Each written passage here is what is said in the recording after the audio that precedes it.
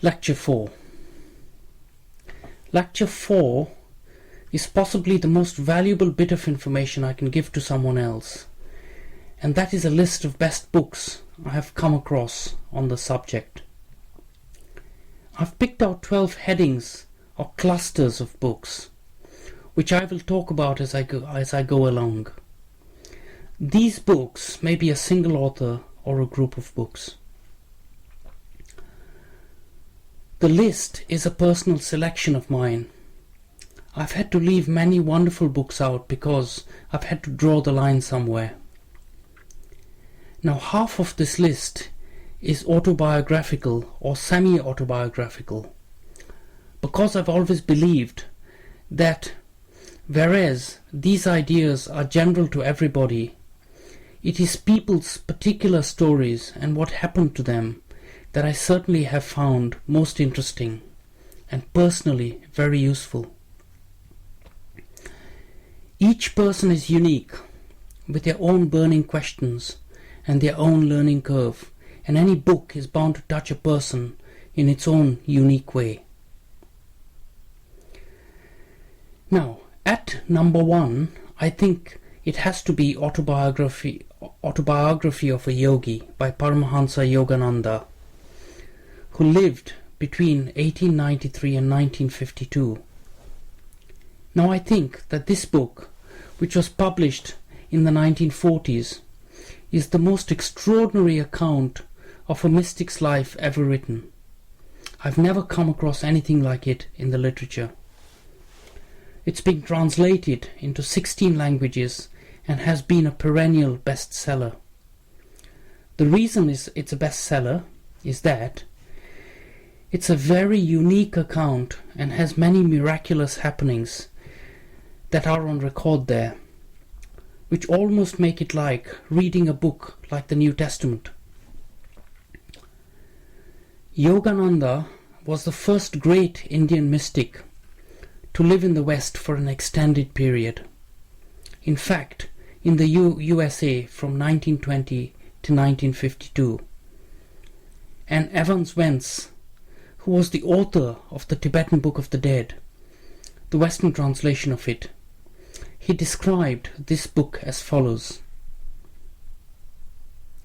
His life's document is one of the most revealing of the depths of the Hindu mind and heart and of the spiritual wealth of India ever to be published in the West. This is true. Certainly in the 1970s and 1980s, in my time of reading, this was a book you had to have read.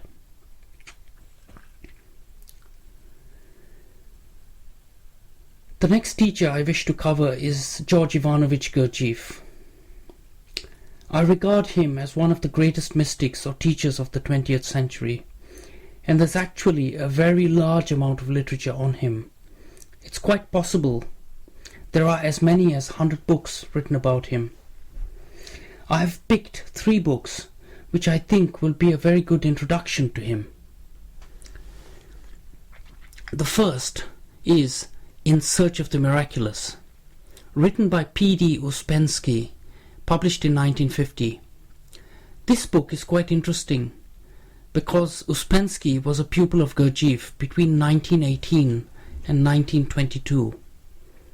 He then broke away from Gurdjieff to found his own school in London.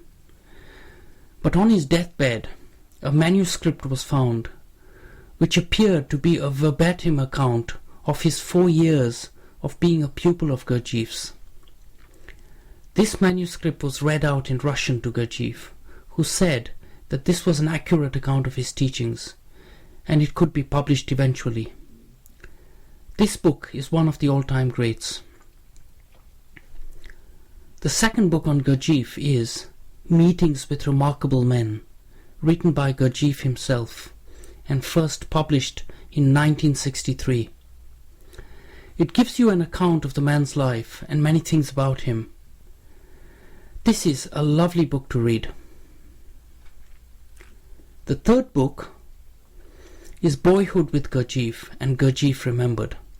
I think they currently are all combined in Fritz Peter's Memoirs of Gurdjieff. These are very interesting because Fritz Peters grew up as a boy in the family that surrounded Gurdjieff. At the time, he found himself there not because he wanted to study, but because he was a child without parents, and very much saw Gurdjieff as a father figure. So he learned things about Gurdjieff's teaching which came from a different place, and his memoirs are of immense interest. I could speak a very long time on Gurdjieff, but this context requires me to be very limited. But what I can say is three things that I've picked. One thing about Gurdjieff, he was extraordinarily versatile. He was very unique, very entrepreneurial, and could turn his hand to anything. And in fact, in Meetings with Remarkable Men, there's a chapter called The Material Question at the end of the book, which was an account of how Gurdjieff earned money throughout his life. The second point is what Gurdjieff said about the purpose of life on earth. I think this is quite unique, because he actually said that the earth occupied a rather dark quarter of the universe, and in understanding the purpose of life on earth, according to Gurdjieff, he spoke about two great laws that operated in the cosmos.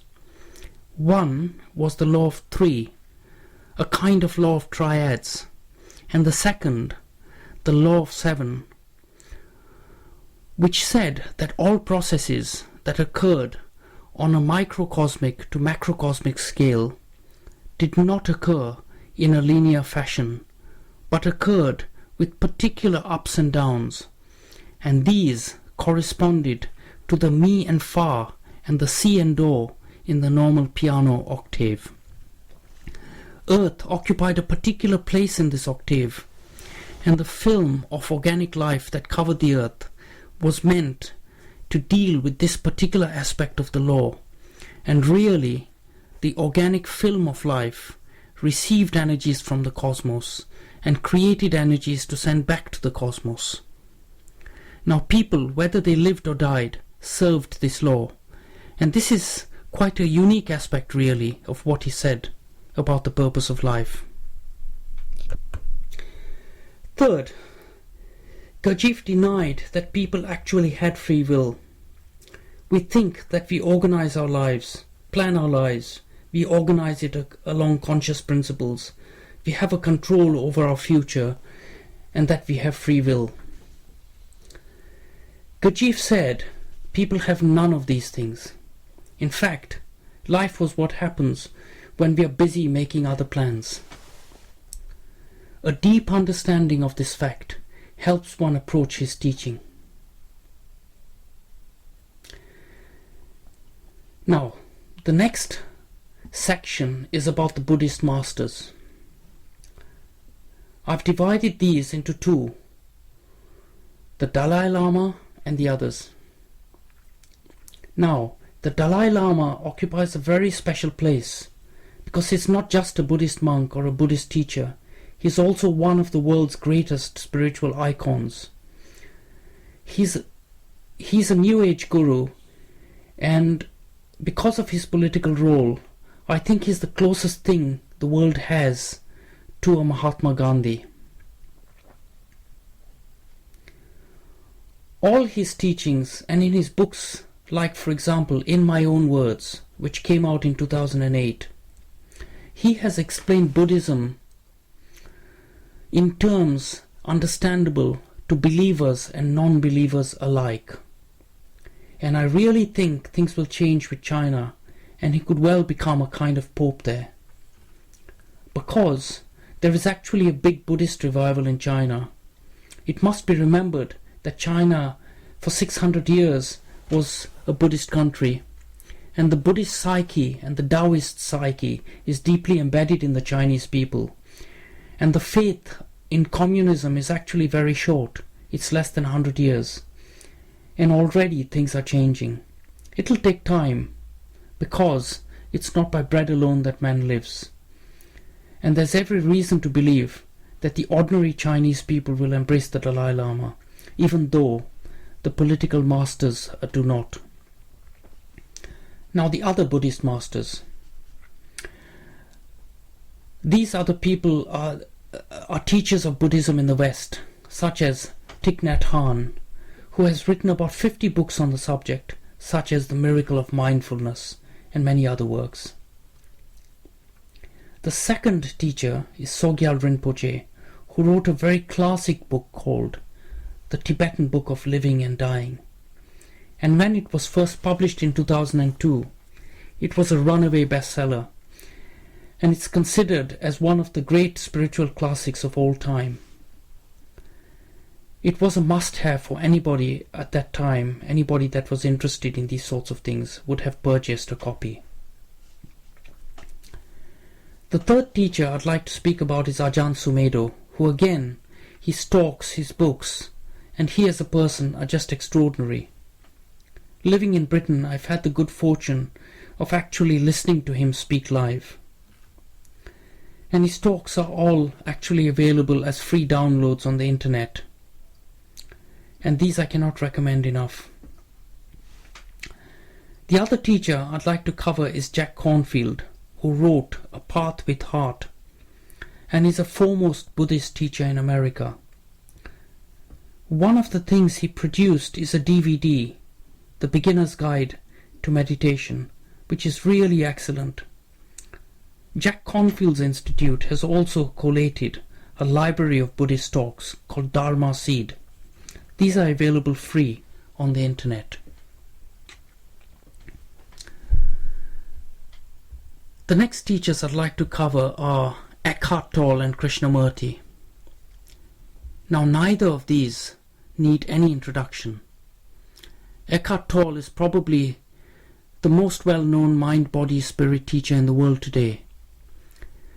Massively influential, he has written The Power of Now in 1999 and A New Earth in 2005. Whenever I think of Eckhart Tolle, I think of Krishnamurti, because he was also massively influential, to the point that even booksellers and publishers like Penguin had books about him, the Krishnamurti Reader, Book 1, Book 2, etc. Krishnamurti taught that truth actually was a trackless jungle, and each person, as it were, had to search for his own truth for himself. For 50 years, throughout his time teaching, people listened to him with rapt attention. He died in 1986.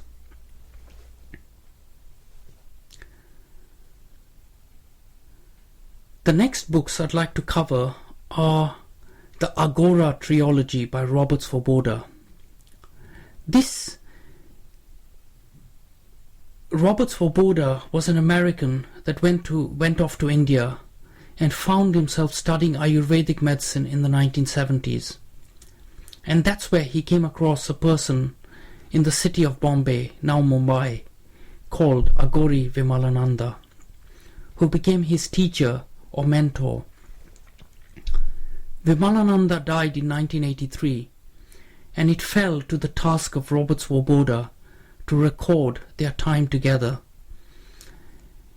And what Vimalananda taught is contained in this trilogy of books. The first one is called Agora, the Left-Hand Path of God, published in 1986. The second, Agora 2, Kundalini, published in 1993. And the third book, Agora 3, The Law of Karma, was published in 1998.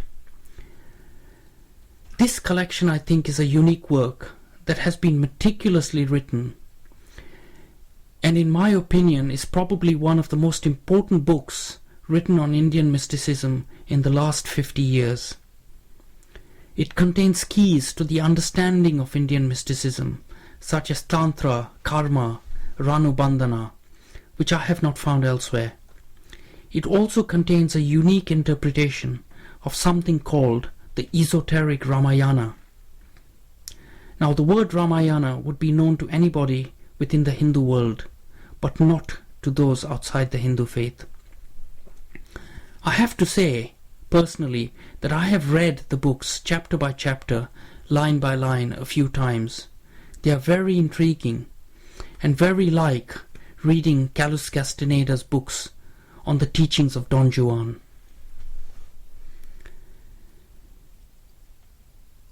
Next in the series of teachers is Swami Rama, who wrote a book called Living with the Himalayan Masters. This was published in 1978 and is an amazing account of his early life, his various contacts with Himalayan mystics, and covers the time, particularly before he goes to the West in the 1960s. I came across a sequel to this book, written by one of his pupils, Justin O'Brien, called Walking with the Himalayan Master, published in 2001.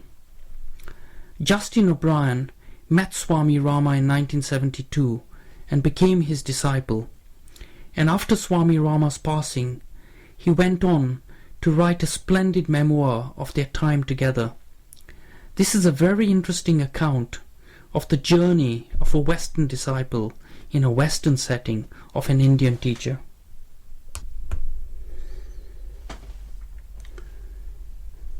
The next is the work of Paul Brunton, British philosopher, mystic and writer. He wrote many books, in particular two very interesting books, A Search in Secret India, published in 1934, and A Search in Secret Egypt, published in 1936. He is credited with introducing Eastern philosophies to a Western audience in the 1930s and 1940s. He also introduced the teachings of Ramana Maharishi, his teacher in India, not only to the West, but also to Indians, because it has to be remembered that English is a linked language in India, so books in English are extremely important. I was reading a quote from one of Paul Brunton's books, where he describes an experience of cosmic consciousness, and he said, "I find myself outside the rim of world consciousness. The planet which has so far harbored me disappears. I am in the midst of an ocean of blazing light. The latter I feel rather than think is the stuff out of which the worlds are created, the first state of matter. It stretches away into infinite space, incredibly alive." Now, Paul Brunton, in his book A Search in Secret Egypt, describes spending a night in the Great Pyramid, and I think he's the only person ever to have done so. He somehow managed to get permission to spend the night in one of the chambers of the Great Pyramid and put himself into a trance state using Indian meditation techniques. He also provides in the book very interesting insights into the philosophies and teachings of ancient Egypt.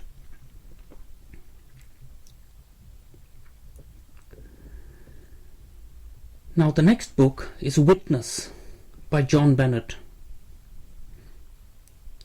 The work of John Bennett is really quite extraordinary. He was a seeker of mystic truths and worked on integrating scientific research with the study of Asiatic languages and religions. Witness, which was written in 1961, is Bennett's personal autobiography, and it is really worth reading. He led a colorful and busy life, studying under various teachers, but also striking out on his own.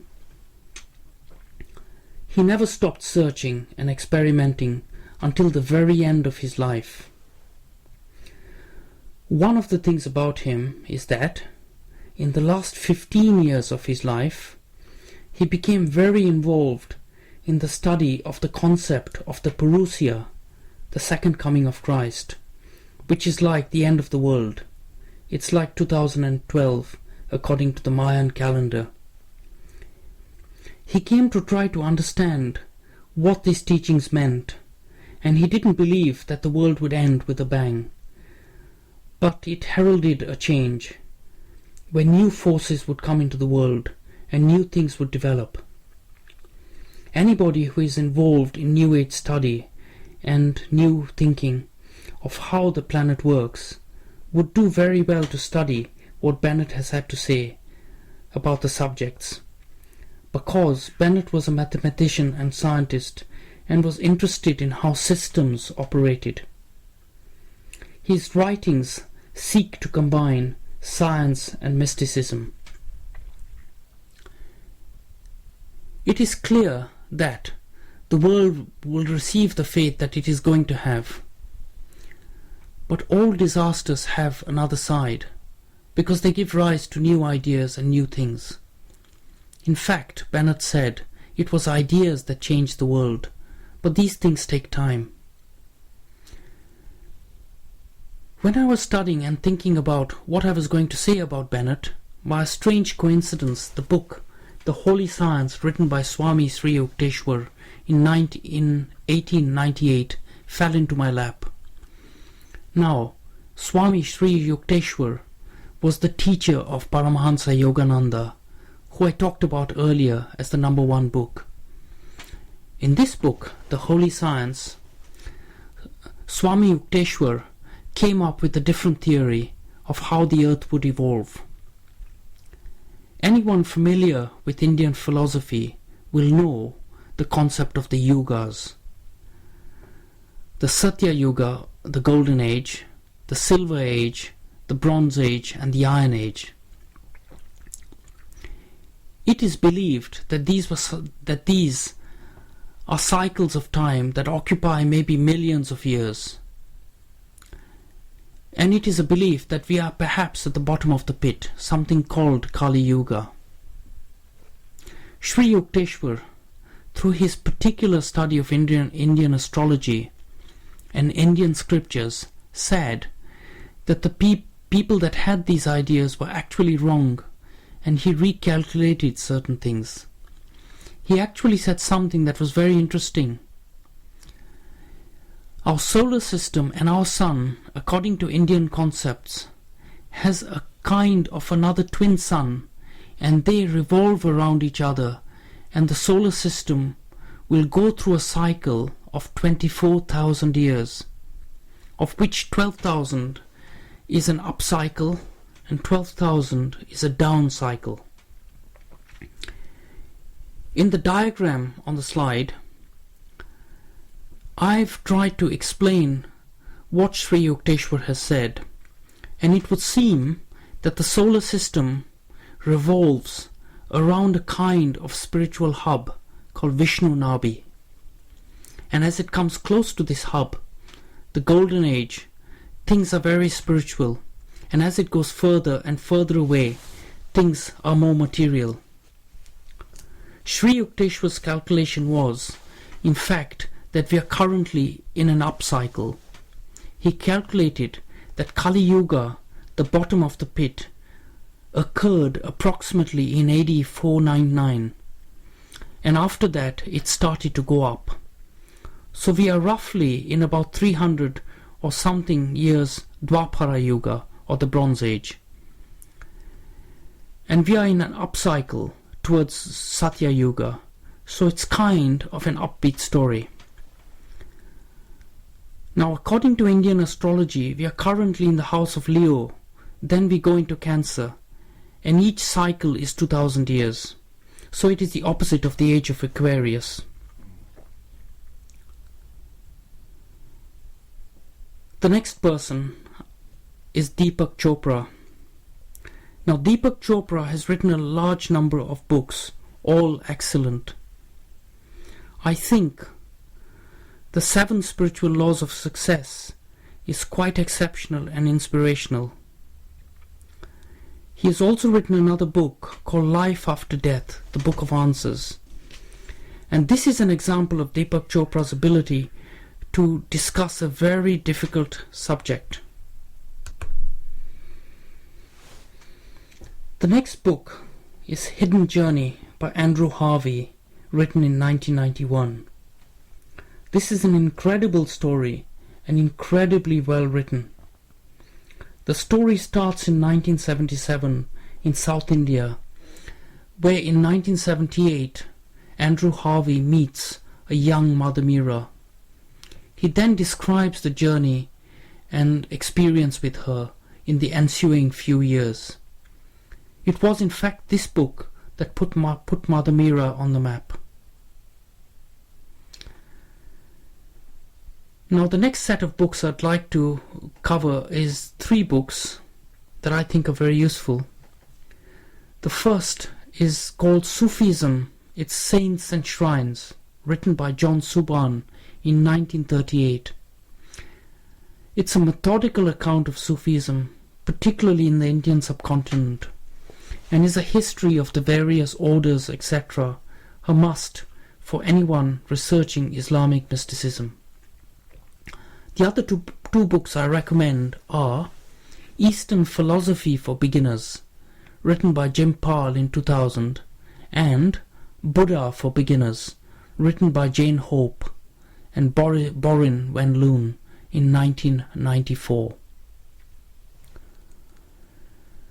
Now last of all, I'm going to cover the book Siddhartha, written in 1922 by Hermann Hesse. All the other books are about facts, but this is a novel. The Sunday Times described this novel in the following words: a novel of great pellucid beauty, a subtle distillation of wisdom, stylistic grace, and symmetry of form. It's a story set in Vedic India, and it's the story of a man's quest to conquer suffering and fear. This book is a beautiful story and has a beautiful end. And that's the end of my selection.